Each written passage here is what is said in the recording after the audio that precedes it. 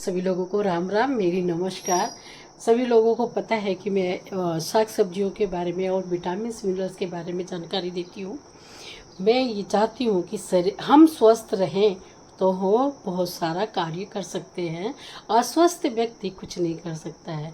तो मैं ज़्यादातर क्या जानकारी देती हूँ, साग सब्जियों के बारे में, फलों के बारे में, स्वस्थ रहने के बारे में। बचपन में मैंने देखा कि कभी कभी बहुत सारे मेरे घर पे आते थे तो कहते आज पनीर बनना चाहिए। कई लोगों की बहुत ज़्यादा इच्छा होती है अंडे खाने की, कई लोगों की ज़्यादा इच्छा करती है मीट खाने की। तो अंडे में क्या होता है, मीट में क्या होता है, वो मीट में प्रोटीन होता है। इसका मतलब उनकी शरीर प्रोटीन मांग रही है, डिमांड कर रही है, प्रोटीन की कमी हो रही है। हम समझ नहीं पाते। शरीर हमारा एक ऐसी चीज़ है जो हमारे शरीर को ज़रूरत पड़ती है तो उसकी इच्छा होती है खाने की, वो डिमांड करता है, लेकिन हम नहीं समझ पाते।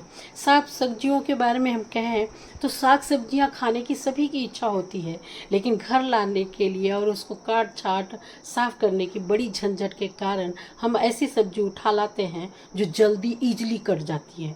तो आज मैं बात करने वाली हूँ बथुआ। बथुआ हमारे शरीर में बहुत सारी चीज़ों को पोषक तत्व देता है, हमारे शरीर के लिए पोषक तत्व देता है, विटामिन देता है, मिनरल्स देता है। अगर इसकी बात करें तो इसके अंदर बहुत सारे औषधीय गुण हैं। तो जितने भी साग सब्जियां हैं वो औषधीय गुणों से भरपूर हैं। तो हमारे पास में बथुआ है। बथुआ को कहते हैं ये वज़न कम करने का भी काम करता है। इसकी तासीर बहुत ठंडी होती है, लेकिन ज़्यादातर लोग ठंडियों में खाते हैं।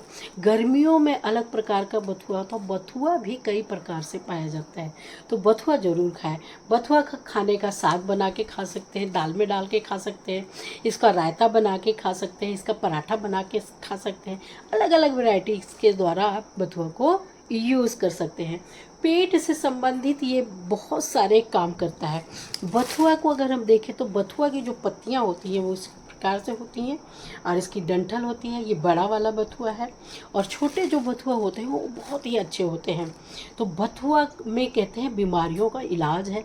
तो जो बथुआ के अंदर जब बीमारियों का इलाज है तो इसे हम खा सकते हैं। इसके अंदर फाइबर होता है। पेट से संबंधित बताया कि अगर खा सकते हैं तो विटामिन बी होता है, B2 होता है, B3 होता है, लोहा होता है, मैग्नीशियम होता है, पोटेशियम होता है।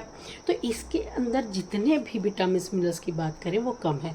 अगर मान लो बथुआ नहीं है और हम नहीं खा पा रहे हैं तो हमें लेना होगा। जैसे बथुआ में फाइबर होता है तो इस समय बथुआ है तो खाते रहिए। बथुआ हर समय डेली खा सकते हैं। नहीं है तो फाइबर अलग से लेना होगा और बी पेट से संबंधित पाचन शक्ति को बढ़ाने के लिए अलग से लेना है। और अब विटामिन बी की बात जो करी तो विटामिन बी अलग से लेना है। अगर हम कैल्शियम की बात करें तो कैल्शियम अलग से लेना है।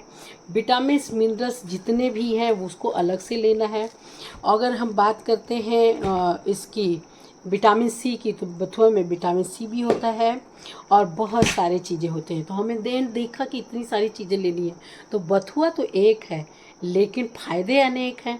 अगर बथुआ मिलता है तो इसको खाइए और फ़ायदे लीजिए इसके, और नहीं मिलता है तो जो टैबलेट मैंने बताई मैं लेती हूँ अपने शरीर के लिए, आप भी ले सकते हैं। Thank you.